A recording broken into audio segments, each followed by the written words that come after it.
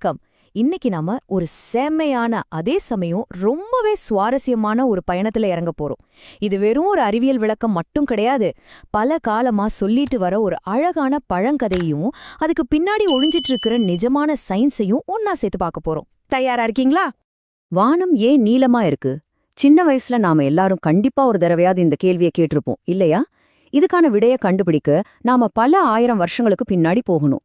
இந்த உலகம் புதுசா உருவான அந்த காலத்துல வானத்துல சூரியன் மட்டும் தனியா இல்ல. அத பத்தி தெரிஞ்சுக்க சூரியனின் 7 நண்பர்கள் யார் யாருன்னு முதல்ல பார்க்கலாம். ரொம்ப காலத்துக்கு முன்னாடி சூரியன் தினமும் தன்னோட நண்பர்களோட ஜாலியா விளையாடிட்டு இருந்தான். அவங்க யார் தெரியுமா? சிவப்பு, ஆரஞ்சு, மஞ்சள், பச்சை, நீலம், கருநீலம், அப்புறம் ஊதா. இவங்க எல்லாரும் ஒன்னா சேர்ந்து செம்மையா விளையாடுவாங்க. ஆனா இதுல ஒரு நண்பன் மட்டும் கொஞ்சம் வித்தியாசமானவன். அவன் யாருன்னு பார்க்கலாமா? திமிர் பிடிச்சம் நீலம். இத பத்தி நம்ம கொஞ்சம் டீப்பா பாப்போம். இந்த நீல நிற நண்பன் இருக்கானே, அவன் பார்க்க ரொம்பவே அழகா இருப்பான். ஆனா அவனுக்கு கொஞ்சம் இல்ல, ரொம்பவே திமிர் ஜாஸ்தி. இந்த உலகத்திலே நான் தாண்டா ரொம்ப அழகு அப்படின்னு எப்ப பார்த்தாலும் மத்தவங்க கிட்ட தற்பெருமை பேசிக்கிட்டே இருப்பான். அவனோட இந்த அதீத பந்தாவுக்கு பூமியோட காற்றுத் துகள்களை சந்திக்கும் ஒரு பெரிய ஆப்பு காத்துட்டு இருந்துச்சு. பூமியில இருக்கிற காற்றுத் துகள்களுக்கு இவனோட இந்த பந்தா சுத்தமா பிடிக்கல.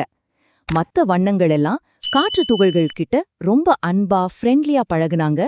ஆனா எப்ப பார்த்தாலும் சண்டை போடுற இந்த நீலத்துக்கு ஒரு சரியான பாடம் புகட்டணும்னு அந்த காத்து துகள்கள் எல்லாம் ஒன்னா சேர்ந்து முடிவு பண்ணுச்சு. இதனால என்னாச்சு? வானமெங்கும் சிதறிய நீலம். அடுத்த நாள் சூரியன் கிட்ட இருந்து எல்லாரும் கிளம்புனாங்க. சிவப்பு, ஆரஞ்சு, மஞ்சள்னு மத்த வண்ணங்கள்லாம் எந்த பிரச்சனையும் இல்லாம ரொம்ப ஈஸியா பூமியை வந்து சேர்ந்துடுச்சு. ஆனா நம்ம நீல நண்பன் மட்டும் உள்ளே நுழைய ட்ரை பண்ணும்போது செம கடுப்புல இருந்த காற்று துகள்கள் அவனை அப்படியே தடுத்து நிறுத்திடுச்சு. அவன் எங்க போக முயன்றாலும் அவன் அப்படியே பந்து மாதிரி தட்டி அங்கும் இங்கும் திருப்பி அனுப்பிச்சு. இதோட முடிவு என்னாச்சு தெரியுமா? நீல நிறம் எல்லா திசைகளிலும் சிதறி வானம் முழுக்க பரவிக்குச்சு. சூரியன் எவ்வளவோ வார்னிங் கொடுத்தும் அவன் திருந்தாததால அவன் நிரந்தரமா சிதறடிக்கப்பட்டான். இதனாலதான் இன்னைக்கு வரைக்கும் நாம நிமிர்ந்து பார்த்தா வானம் அவ்ளோ அழகான நீல நிறத்துல தெரியுது. அதை பிரதிபலிக்கிற கடலும் அதே ப்ளூவா இருக்கு. சரி, இப்போ கதையிலிருந்து கொஞ்சம் வெளியே வந்து இதுக்கு பின்னாடி இருக்கிற நிஜமான விஞ்ஞான ரகசியத்தை பாப்போம். நம்ம கதையில காற்று துகள்கள் நீல ஒளிய தடுத்து நிறுத்துச்சுன்னு பார்த்தோம்ல, அதேதான் நிஜத்திலயும் நடக்குது. பூமியோட வளிமண்டலத்துல இருக்கிற சின்ன சின்ன துகள்கள் சூரிய ஒளிய சிதறடிக்குது. இந்த சூப்பரான அறிவியல் நிகழ்வுக்கு பேருதான் ரேலே சிதறல், அதாவது இங்கிலீஷ்ல ரேலே ஸ்கேட்டரிங்னு சொல்வாங்க. இதுல கவனிக்க வேண்டிய முக்கியமான விஷயம் என்னன்னா, சூரிய ஒளி பார்க்க வெள்ளையா தெரிஞ்சாலும் அதுக்குள்ள அந்த 7 வண்ணங்களும் ஒளிஞ்சிருக்கு. இதுல நீல நிற ஒளிக்கு அலைநீளம், அதாவது வேவ்லென்த் ரொம்பவே குறைவு. இந்த சின்ன அலைநீளத்தால தான் வளிமண்டலத்துல உள்ள துகள்களால நீலம் மட்டும் மத்த நிறங்களை விட அதிகமா சிதறடிக்கப்படுது. கதையில காத்து துகள்கள் நீலத்தை தட்டி விளையாடுச்சுன்னு சொன்னதுக்கு இதுதான் உண்மையான சயின்ஸ். அப்போ இன்னொரு கேள்வி வர்றது சகஜம்தானே? வானம் இயற்கையாவே நீலமா இருந்தா மாலை நேரம் மட்டும் ஏன் சிவப்பா மாறுது? பகல் நேரத்துல சூரியன் நமக்கு நேரா மேல இருக்கு. அதனால ஒளி ரொம்ப கம்மியான தூரம்தான் பயணிக்கணும். சோ நீலம் மட்டும் சிதறி வானம் நீலமா தெரியுது. ஆனா சாயங்கால நேரத்துல சூரியன் அடிவானத்துக்கு போயிடுது. இப்போ அந்த ஒளி நம்மை வந்து சேர ரொம்ப தூரம் பயணிக்கணும்.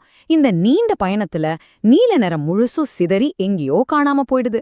அலைநீளம் அதிகமா இருக்கிற சிவப்பு நிறம் மட்டும்தான் சிதறாம நம்ம கண்களே வந்து சேருது.